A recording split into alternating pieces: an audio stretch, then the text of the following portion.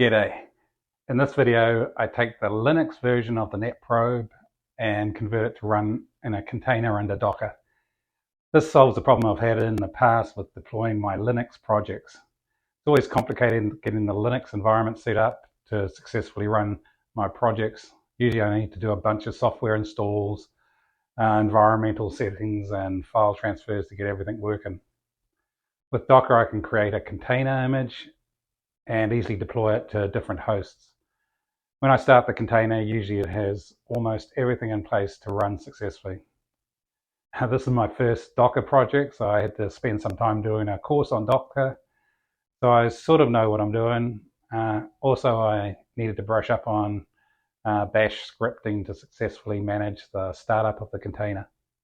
So first I needed some sort of plan for converting my Linux version of netProbe into a Docker distributable version. So these are the steps I worked out. So first was to learn Docker, and there was a bit of a delay between my last video and this one while I did a Udemy course on it. I sort of did half the course, just getting up to the bit where they started talking about Kerberos and things, which didn't really impact what I was doing, so I just went as far as learning how to do Docker runs and builds and things like that. I'll put the link for the course down below. It's a fairly complete course, but it's a little dry. I think if I did it again, I'd probably choose a lighter course to learn off. I didn't really need to know as much detail as the course was showing me. So I learned Docker, and then the next thing I thought I needed to design the container or the image structure for what I was going to put together. So do things like decide on whether I'm going to have a single or multiple containers, how I'm going to use volumes and map network ports, and things like software requirements. I know I'm going to be using Flask and things, so what software I need to load, what the base image I'll use for my container is. So we'll have a look at that as I get into it. And then once that's put together, I think depending on how I decide to build this and where I'm going to have volumes and things, I may have to change the netProbe Linux source code around just so it points to the directories where I'm going to have volumes and things like that, and any other changes I need. That should be fairly minor. Once I've done that and make sure that the updated netProbe's working, then I'm going to create a Dockerfile, which is the description of how to build a Docker image for the container. So I'll put together the Dockerfile, which will basically say this information up here, where to get the source file from, what platform to build on, things like that. I'll build it, so I'll have an image, and then after that I'll try deploying that image on various devices on Docker and see that the container works the way I'm expecting.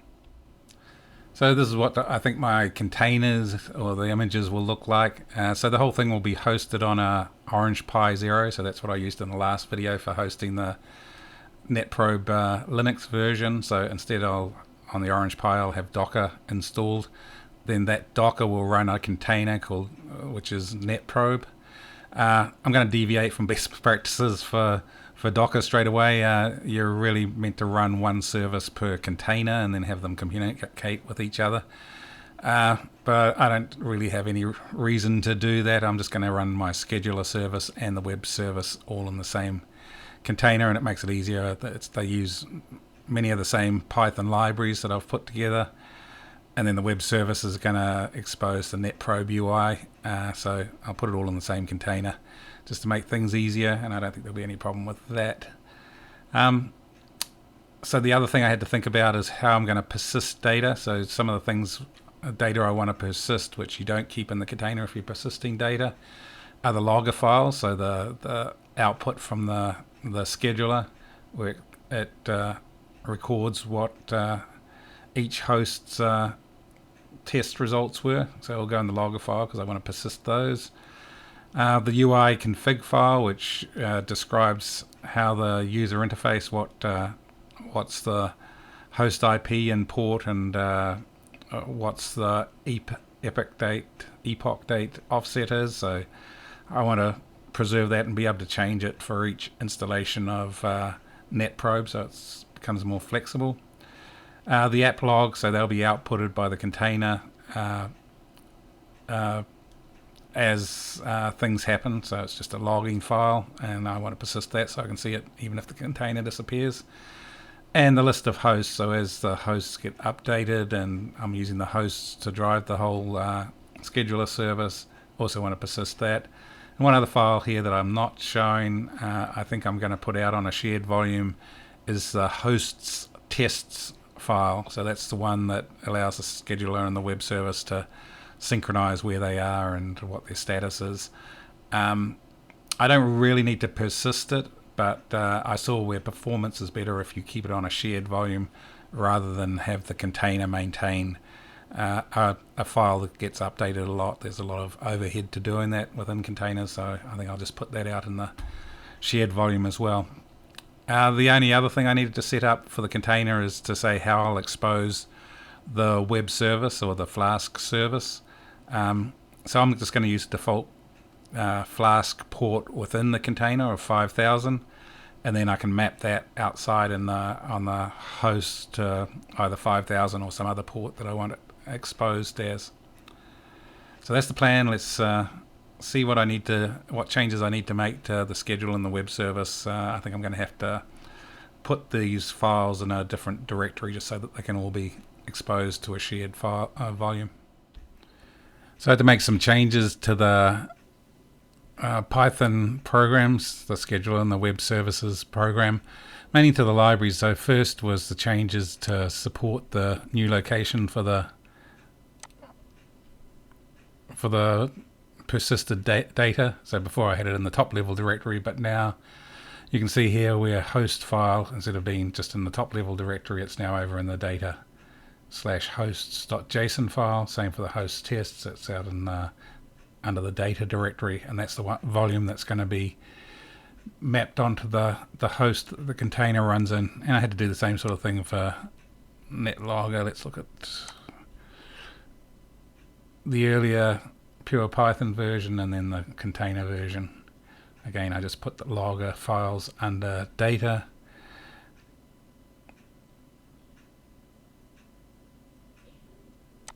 App logger, same story there. So was in the top level directory for Python. Now I put it under data app logger. So there's the changes to change where the persisted data is held. And the other thing I needed to do under web services, I changed the port number here. So let's have a look at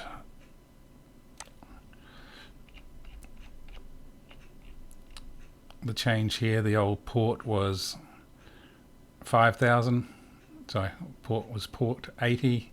So now I'm at to 5000. So inside the container, Flask is going to be interfacing to port 5000, and then I map that on the host.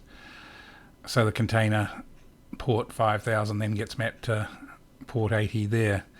The other thing I had to do here was also to reduce the debugging messages. I had to change the logging level on the actual web server used by Flask. That's what these lines do. So now I've got my Python program updated so it can persist data it needs to persist. Now I want to create a image of the netProbe application, and so I can run it in a container. So the way you do that is you use Docker build, and Docker build needs a Dockerfile which describes how to build that container or that image. This isn't a Docker tutorial. There's lots of good ones out on the YouTube for that, so I'll just run through the things that I actually use to build my Docker image. So first I said what I want to base it on. So I'm going to base it on the Python 3.10 image because I'm running under Python 3.10 at the moment on my machine. It seems to work, so there'll be a good base image to start from, and that will include Linux underneath as well. So that's the bulk of what the image is going to contain, is Python 3.10 and the supporting files. As well, for my particular application, netProbe, I need these supporting libraries. So I need Flask, so I do a pip do a run pip install flask, so that adds it to the image. And all these lines down here add like layers to my image. So start with Python, I add flask, then I need the requests library, and I also need the flask cause library. So those are all the dependencies I have for my program. I next set the working directory, and that's going to be called app for me. So this is the default directory that I'm going to be putting all the following things in. I set an environmental variable, so I'm going to keep my my own libraries, like the Bing library, the host libraries, and things we've looked at previously. I'm going to keep them all under app lib, so I set the Python path to allow it to look for libraries under that. Next thing I do is I set a volume. So like I said, I'm going to persist data in a data volume. So this is a volume that's only going to exist on the host. So even though the container this runs in gets reinitialized every time it stops and starts, and loses all the data that I've created inside that container, if I reference an external volume, which I'm calling data, then any files that I put out there and do updates on, they'll be persisted and be available even when the container stops and starts. Next command is a copy, so I'm going to copy everything from here, which is in the current directory that I'm in, netProbe Linux, over to the app directory, which is my working directory at the moment. So it basically copies all the files that I need. The one thing to look out here is I added a Docker ignore.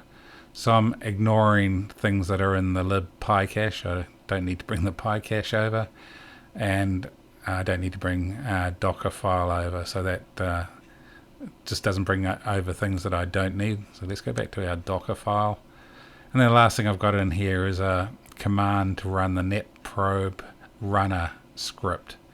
And we'll have a look at that in a second after the probes, after the build.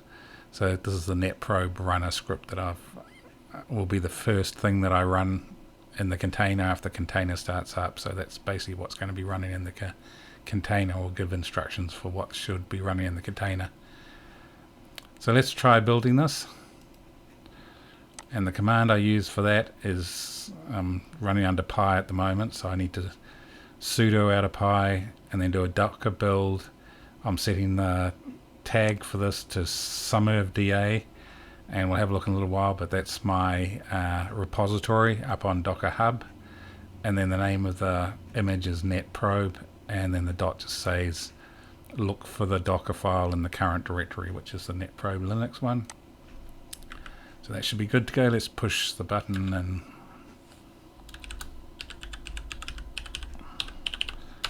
let it generate the image.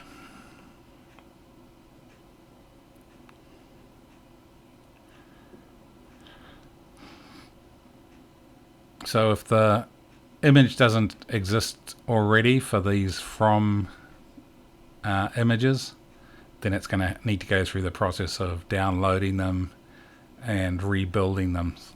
So I'll speed up this part so we can see what happens, but you'll see as it goes through each step in building my image, the netProbe image, you'll see each step called out here, 1 of 9, 2 of 9, which will correspond to one of these instructions in the Dockerfile directory.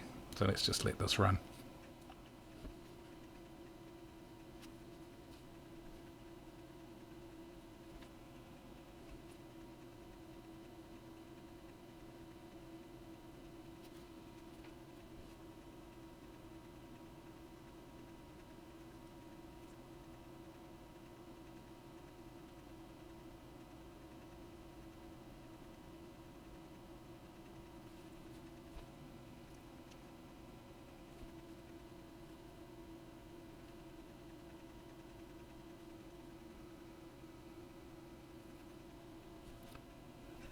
So that looks good. Everything seems to have been run through from the Dockerfile. Let's just do a sudo docker images to make sure the new images is there.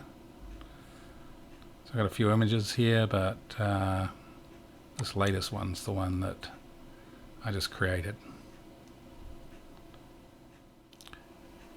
Okay, I'm ready to run that image I just created. So I'm going to create a new container for it. But first, I need somewhere to persist the data. We saw we made that that data volume that the container uses. So I need to make a volume on the host where the data will actually be held. So I'm going to use this command, and at the moment I'm signed in as root just to make all this easier so I don't have to keep using sudo. So I'm doing a docker volume create, and then the name of the volume I'm going to create is netprobe data.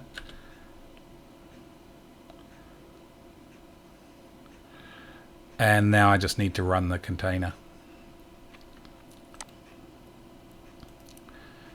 So I'm going to use this command to run the container. So docker run.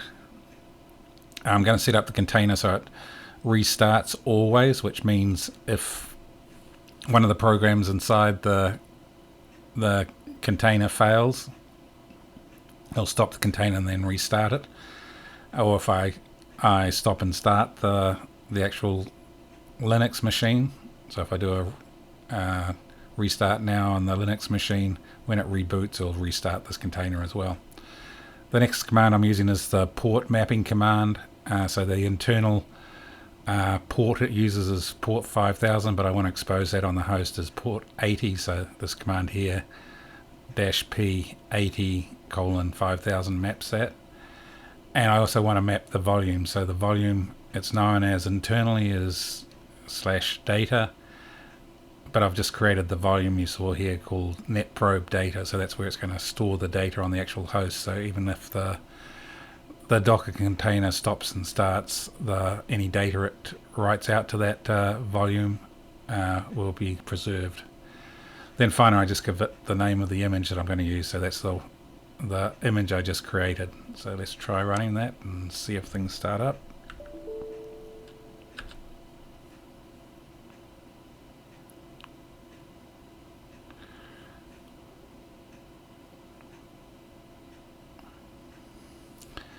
So this actually ran through, and it's running my my netprobe runner script, which is a bash script. We'll have a look at that now to see what it's set up to do. Basically it's gone out looked inside the volume I just created, this netprobe data one, which is empty at the moment. So first it saw there wasn't any config.json file that it needs, so it went and created one, just default information in there. And then also fired up the scheduler.py application and the web services.py application, so it gave me the PID of what's running. So if I open up a browser now, going to this mapped port address 80, I should see the applications running. So I've brought up a browser. I'm going to connect to the host, and by default just port 80. So you see netprobe's running. At the moment I don't have any hosts defined because I haven't defined any, but let's add a host in here.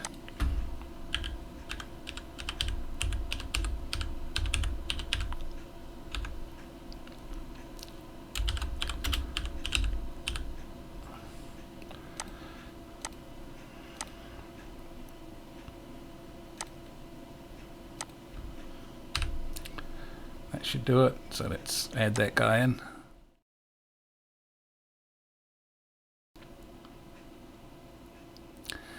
And you see there, after the scheduler got around to doing the pings on Lupincorp, it's showing the results here.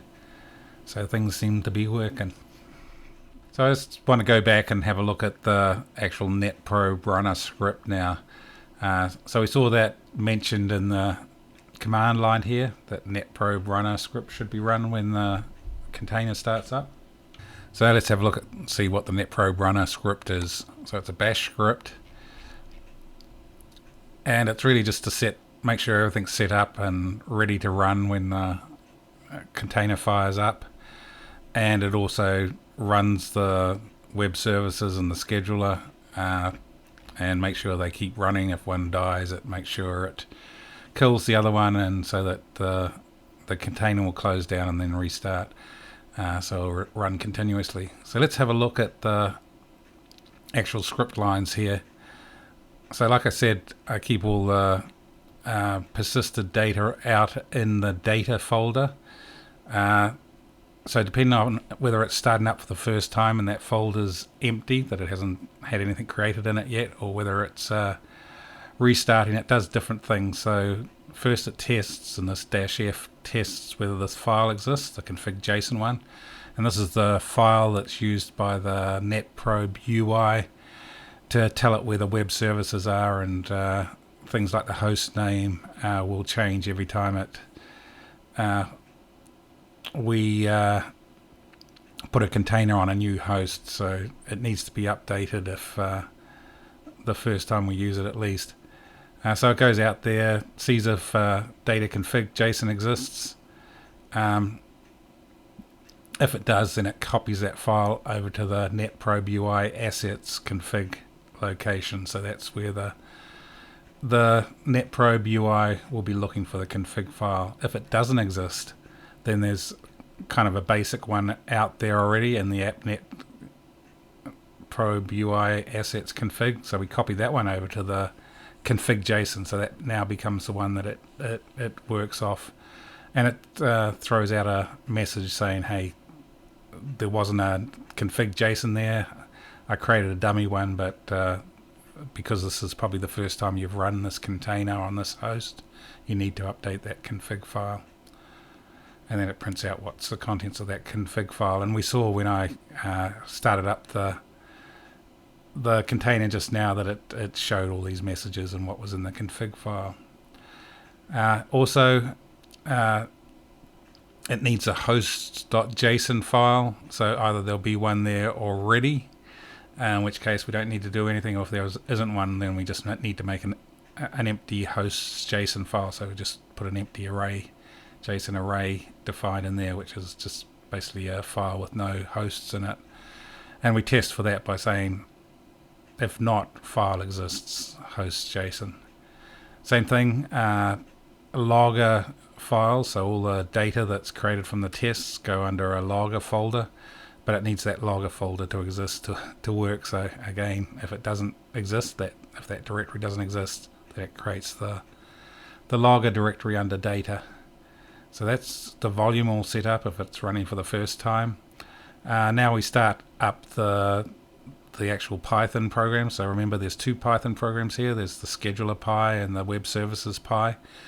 So I start both of those up, and I save what their PIDs are in these variables. Just a note here, with Docker you don't normally run multiple programs in one container. I kind of broke the rules here, so that's why I need this kind of more complicated bash script to keep an eye on both programs, because by default if one of these programs has an error and errors out, then it's not going to, the container's not going to know that that it should kill the other program and restart.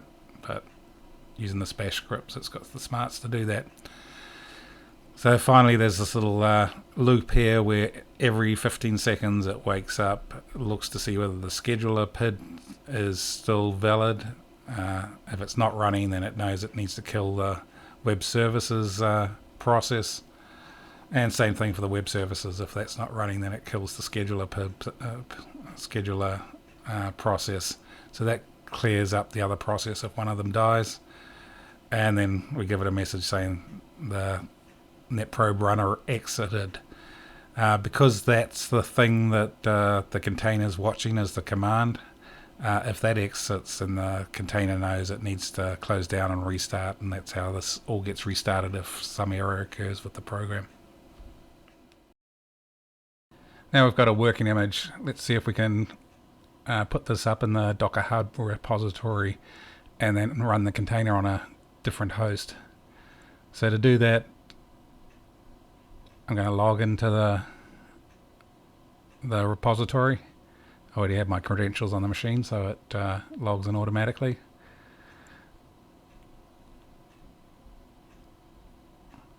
And I'm going to do a Docker push to get the new image up onto the repository we just looked at. So at the moment there wasn't anything in that repository. Now when we go up there, we'll refresh the view of the repositories in my repository. And there we see the new image I just pushed up. So we should be able to use that on another host. So I've got a .46 Orange Pi that I'm going to use. So just from the command line and looking in Portainer, we see that there's no container running at the moment other than the Portainer container. And if I try and connect to that website doesn't exist. So I'm going to first create a volume on the 46 host, so that just makes an empty volume, and then I'm going to run that image just the way I did before. This time it has to pull it down from the Docker hub. So it brings it down, extracts everything,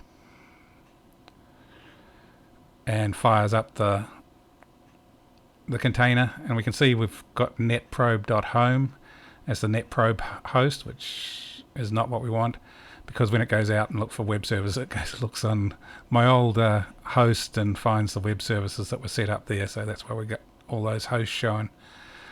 So what I need to do is stop that container. So I'll use Portainer to stop the container. And now I can go and edit the config file in my new volume on 46. So I'm just going to go into where the volume exists. I can see a config.json there, and I'm going to do a nano config.json to edit that file. And basically I'm going to change from using netprobe.home as the location of the web services to my current host, which is 192.168.146. So it'll go to the host where I'm running the container now rather than the old one. So let's save that. If this works, I should then have an empty list of hosts, because it's just initialized with a blank list of hosts when you first fire up a new container with nothing already existing on the volume. So let's start that up again. And you can see how fast these containers fire up, even on a 0. So now if I look at the logs for that container, I can see that the netprobe host has the 46 address. And if I refresh the web interface, I see it's now empty, so I can put my Lupincorp host back in there as the first host to start scheduling tests on. Let's set up some default tests.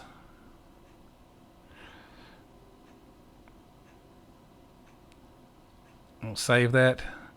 So we see Lupincorp, we haven't got any data out of that yet because the scheduler hasn't picked up that it needs to run tests on it yet. So we just have to wait for the schedule to run in the background periodically and then run these tests. So what we can see with the Chrome debugger is the requests that it's making up to the host, and you can see it's going to the 46 address now, which is good. So the first host status request didn't pull anything back, but you see the second one, now the scheduler's gone through, run the tests. I've got data to show. And let's have a look at the response here. So we've got our JSON response that's shown in that netprobe UI.